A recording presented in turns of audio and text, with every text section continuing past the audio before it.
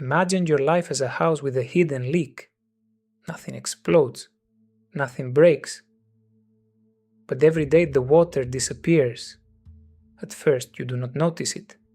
You still wake up, answer messages, go to work, and smile when you have to smile. But inside something is slowly leaving you, your motivation becomes weaker, your confidence becomes smaller, and your ability to act begins to disappear. And then, one day, you ask yourself a painful question. Where did my fire go? Your power does not vanish. It gets trapped, censored, redirected and domesticated. It does not live in one dramatic moment. It lives through small daily habits that look normal. And because they look normal, you do not fight them. You call them politeness, responsibility, realism, or maturity. But sometimes what we call maturity is only a beautiful name for a life where the fire has been trained to stay quiet. In this video, I want to show you 5 daily habits that destroy your motivation and confidence, not because you are weak, not because you are broken, but because your vital energy is being used in the wrong direction. Your fire is the energy that acts. It is the force that lets you move before fear edits everything. It is the courage to speak a truth, take a risk, start a project, defend your dignity, or follow a desire that feels alive. In spiritual language, we can understand this fire as a primal force. It is the part of you that knows how to act. When this fire is free, you feel it. You do not need to convince yourself for 3 hours. You do not need to build a complicated argument. You simply move. But most of us were not educated to keep this fire alive. We were educated to control it. We were educated to hide it. We were educated to make it polite, acceptable, predictable, and useful for other people. So the real question is not only how to recover energy, the real question is this: where are you losing it every day? The first daily habit is guilt. Guilt is one of the most dangerous ways to lose fire because it makes your own energy attack you. Your fire is supposed to move outward. It is supposed to create, protect, speak, decide, and transform. But when guilt takes over, that same fire turns inward. It becomes self-attack. It becomes punishment. It becomes a voice that says you are not good enough, you should have known better. You always ruin things. You do not deserve to feel strong. And once your energy starts moving against you, of course you feel exhausted. You are fighting yourself from the inside. This often begins with one belief. Every mistake deserves guilt. But that belief is not true. Many of the mistakes we make in life are innocent mistakes. You tried to do something with a good intention, something went wrong, something broke, someone was disappointed. But the intention was not destructive. You were simply learning how to move in reality. Life is full of this. We try, fail, misunderstand, choose too fast and say something clumsy, not because we are evil, because we are alive. Innocent mistakes do not need guilt. They need correction. This difference matters. Guilt says attack yourself. Correction says learn and adjust. Guilt traps the fire. Correction frees the fire. So, when guilt enters your body, do not welcome it as if it were wisdom. In some spiritual traditions, guilt can be treated almost like a spirit that enters the house. If you let it stay for hours, it eats the room from the inside. So when you feel it, practice. Move, breathe, pray, meditate, walk. Do whatever brings you back to presence.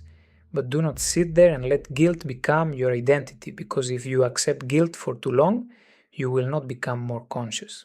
You will become weaker. And this opens the second leak, because guilt attacks your fire from the inside. But lack of boundaries burns your fire in relationship with the world. The second daily habit is not setting boundaries. This happens when your truth says no, but your mouth says yes. It happens when you keep going where your body contracts, your heart closes, and some deeper part of you whispers, I do not want this.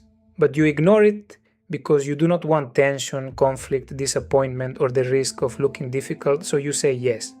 On the outside, everything looks fine, but inside, a conflict begins. One part of you knows the truth, another part refuses to live by it. This inner conflict burns an enormous amount of energy, because you are betraying the part of you that knew. This is why some situations make you tired before anything even happens. It is not only the people, it is the split inside you. You are present with your body but absent from your truth. And that disconnection has a cost. When there is a strong conflict inside, it must be resolved, sometimes through action, sometimes through acceptance. But what destroys you is the middle place, the place where you neither act nor accept. You stay, you resent, you smile, you suffer, and your fire burns in silence. Boundaries are not only a social skill, they are a spiritual practice of alignment. They are the way your life begins to follow your truth. And to set boundaries, you first need to hear yourself.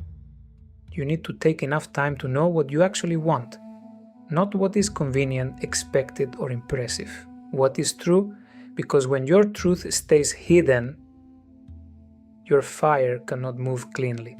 And when your fire cannot move cleanly, it becomes tension, then tension becomes resentment, and resentment becomes exhaustion. But there is another place where fire gets trapped, the place of passion.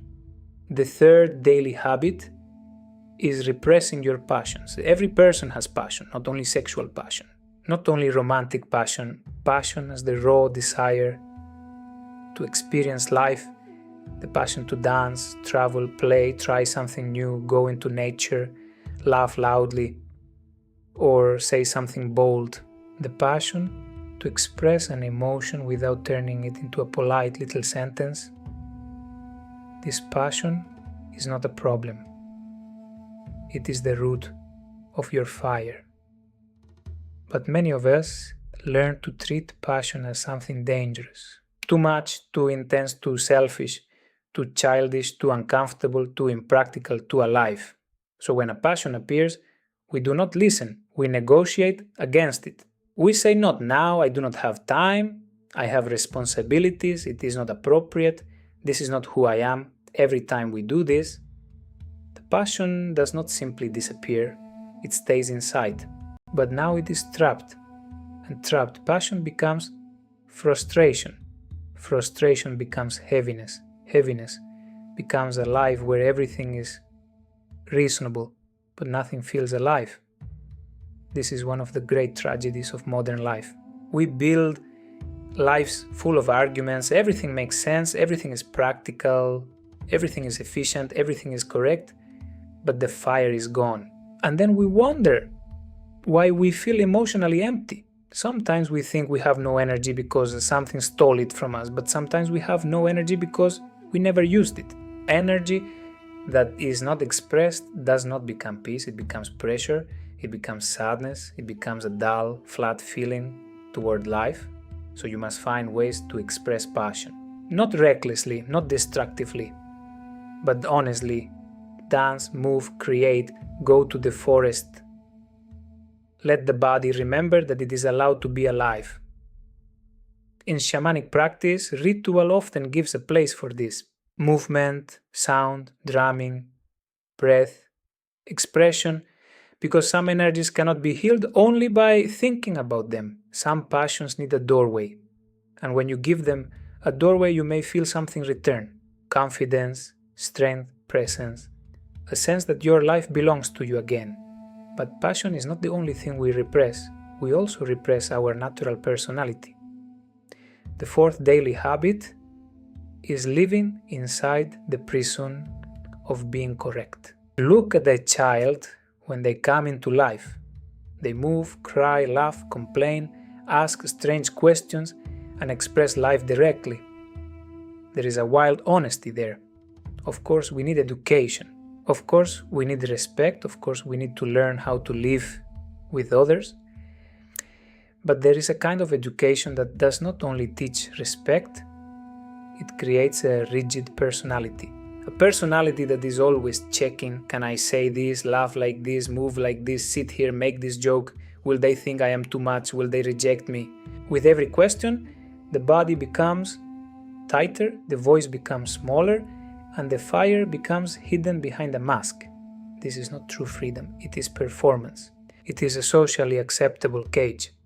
Many people live there for years, spending fire trying not to be too emotional, spontaneous, intense, playful, direct, or real. But the spontaneous self does not die. It waits. It waits under the correct personality, the polite smile, and the adult costume.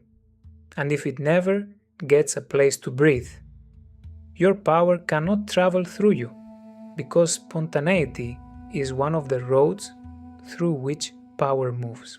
This does not mean you must be completely wild in every situation. You may need to respect the context, that is fine, but somewhere in your life, there must be a place where the rigid mask can break.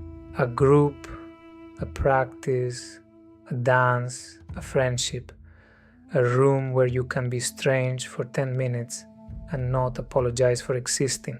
That strangeness is not madness, it is the release of energy that has been held too long. It is the body saying, finally. It is the soul remembering the road. When spontaneity returns, fire has a path again. But there is one more leak, and it may be the most ordinary one. The fifth daily habit is choosing the easy option automatically. This is the habit of always asking, what is easiest? Not what is true, alive, calling me, or asking me to grow, what is easiest, and then choosing that. Again and again. At first this seems harmless. You are tired, nervous, or called towards something that requires effort. So you choose the lower intensity path. Rest is necessary, comfort is not evil. The easiest option is not always wrong, but if your life is guided only by comfort, your fire will become weaker, because fire grows through contact with intensity. It grows when you move toward what wakes your heart, even if it asks something from you. The right option is not always the hardest option. That is not the point.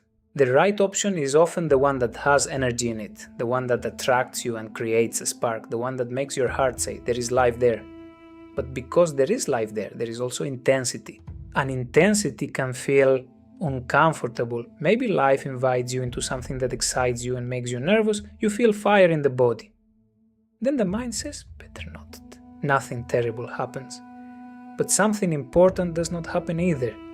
If you always choose a low intensity, you slowly create a low intensity life.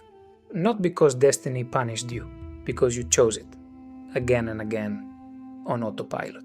This is why comfort can become a spiritual trap. It promises peace, but if it becomes your highest value, it gives you numbness. It promises safety, but if it becomes your only guide, it steals your vitality. So look honestly, where are you choosing comfort when your heart is asking for aliveness? Where are you choosing the familiar path? Because the real path would ask you to become more present. This is not about judging yourself. If you watch this video and use it to attack yourself, you miss the teaching. We are not here to create more guilt. We are here to create attention. Attention is the beginning of freedom. When you notice the leak, you can stop losing energy unconsciously.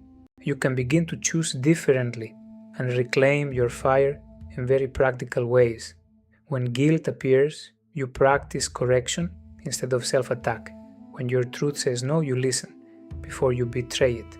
When passion appears, you look for a clean way to express it. When the rigid personality takes over, you create spaces where spontaneity can breathe. When comfort becomes automatic, you ask a better question. Not what is easiest. What is alive, true, and full of fire? This is how real change begins. Not only in the mind, not only as an idea, in the day, in the body. In the next conversation, the next invitation, the next moment when guilt tries to enter. In the next moment when you almost say yes, while your whole body says no. In the next moment when passion knocks and you are tempted to close the door, your life is transformed in the daily places where your power is either lost or reclaimed, so pay attention to your day. That is where everything is happening. That is where the fire leaks and where it can return.